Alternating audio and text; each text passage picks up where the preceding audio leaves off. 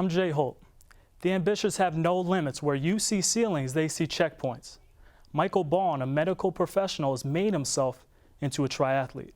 Despite never having been a varsity letterman or a college athlete, Buan has trained his body to compete at a high level at some of the most physically strenuous activities. While training for a marathon, Buan sat down with me to discuss what pushes him to excel. As a nurse, you're constantly exposed to the realities of human suffering. The experiences in the hospital can do two things while you live your life between shifts. Will they tie you down, or will they help you fly? Meet Michael Buan, registered nurse, triathlete. He runs, bikes, and swims. But what drives him? The thank yous. Thank yous from the patients, thank yous from the families, from your coworkers. Being a team player, and you just see the patient, transition to the next level of care.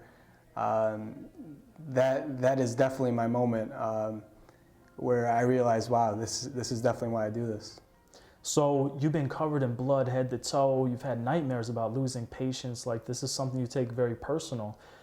Are you able to leave it at work, or does this affect you? Does this stay in your mind when you're doing other things when you leave the hospital?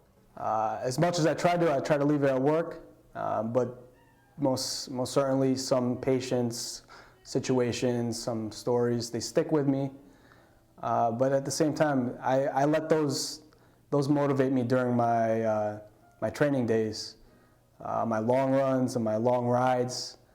They're my thoughts to help me keep going, to push that extra pedal or kick that extra kick while I'm running. They help motivate me to keep going. To complete an Ironman distance triathlon, you must swim 2.4 miles, bike 112, and run a full marathon, 26.2 miles. It takes a different level of motivation most just don't understand. What do you say to the people that say, wow, you bike and run that long and swim that far? You're crazy. It may be crazy, but it's doable.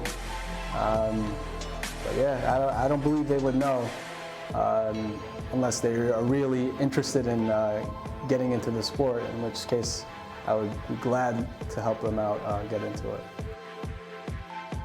And Mike isn't the only one into it.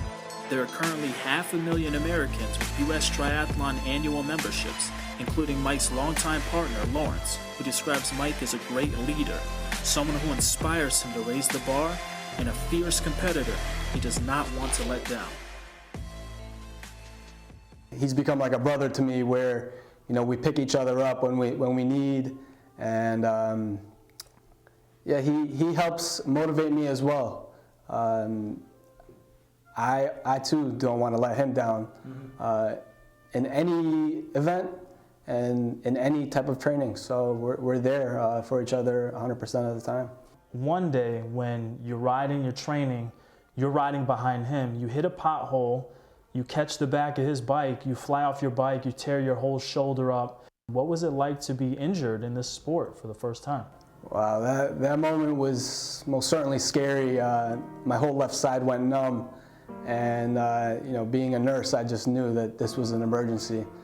The rehab process was definitely a challenge, but I got through it with the help of family and friends. And sometimes it takes that type of support system to help you dig deeper. In Mike's situation, he was given help in a relationship that was supposed to work the other way.